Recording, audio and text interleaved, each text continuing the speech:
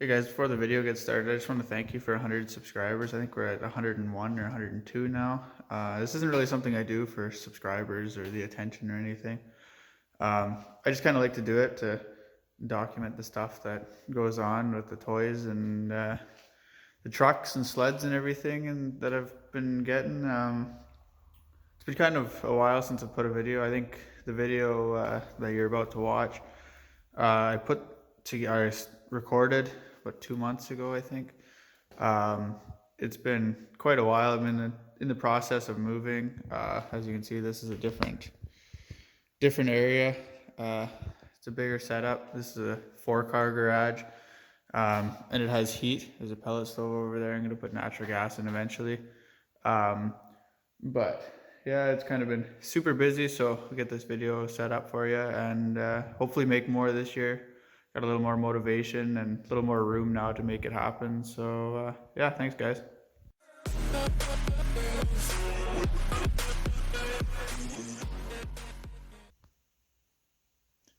Hey guys, I'm just going to throw a quick little video together. I'm going to install my GGB mountain can on my 2021 Summit SP 850. As far as I know, all the 2017 to 2021 850s are the same.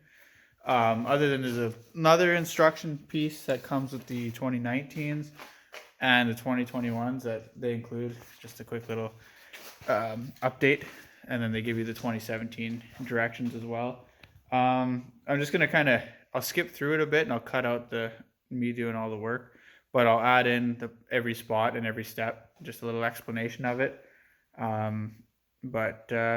Yeah, hopefully it gives you guys a hand if you guys need any help or whatever installing it. If you have any questions, you can ask and I can do my best to help out.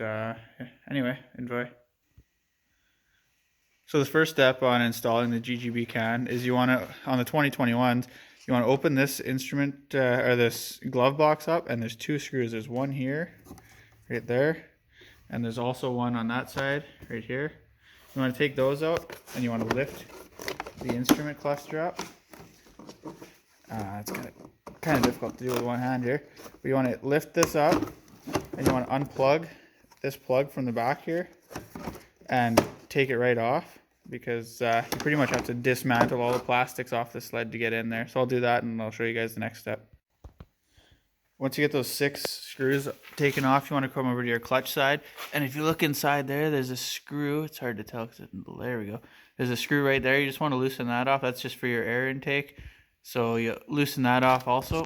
So one thing I forgot to mention is when you take your little glove box thing out, it just sits down in there and it just goes down in there, and it just sits in there, and then it's held in by your instrument cluster as well. Once you get all that undone, you just want to pull as much as you can, grab the hood and just pull it straight out towards the front of the bumper of the sled, and it should slide right off.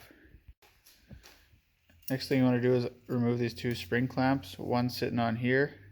There's usually 2 pieces here. One sits here and one sits there. You just want to slide them up. They just look like that. You just slide them off.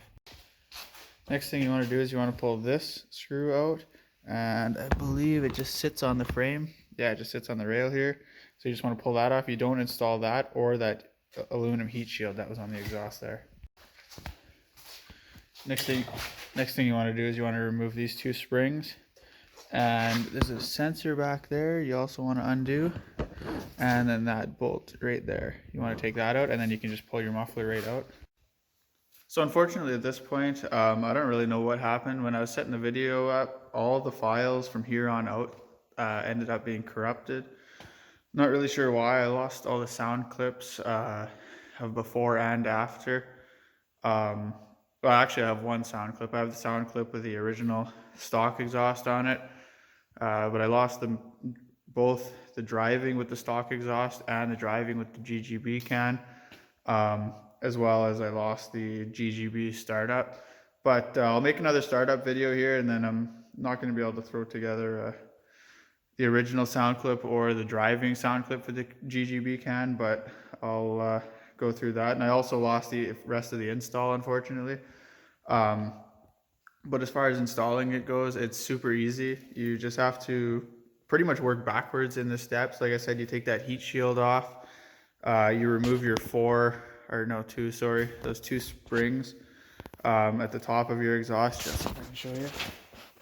You can kind of see them up in there. There's this one spring there, and there's one on this side. You get those two done.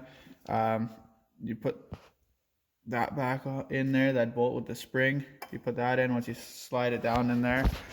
And then you just kind of work backwards. You want to plug in your sensor. There's a sensor kind of reroutes up through the back here. It goes in there now instead. Originally it came in down there somewhere. So you put that back in.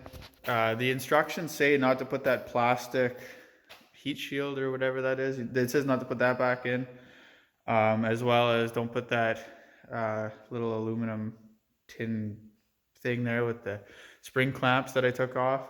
I've seen some guys modify them to make them fit. I don't know. Obviously, you don't have to if they're telling you not to put it on. Some guys say that the sleds get hot and melt plastics, but I've got 800 miles on now with this setup, and I've never had a single issue. Nothing got hot, nothing melted.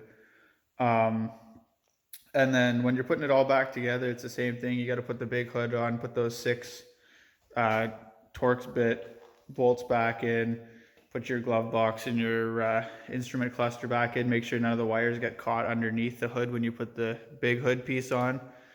And then you put your, slide your glove box back in, put your 2 bolts in for the glove box, put it back together.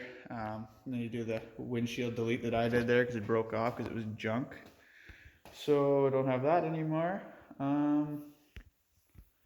And then, yeah, I think that's it. You throw your side panels back on and go for a ride. There's not much else to it. It's pretty simple install. Seems pretty intimidating at first when you have to take the whole entire sled apart, but it actually comes apart really easy and really quickly once you get it. And I could do it again in no time. But yeah, I'll throw together a little sound clip here of it running, and then you can compare, and I'll put it with the side by side with the other one. And thanks for watching, guys.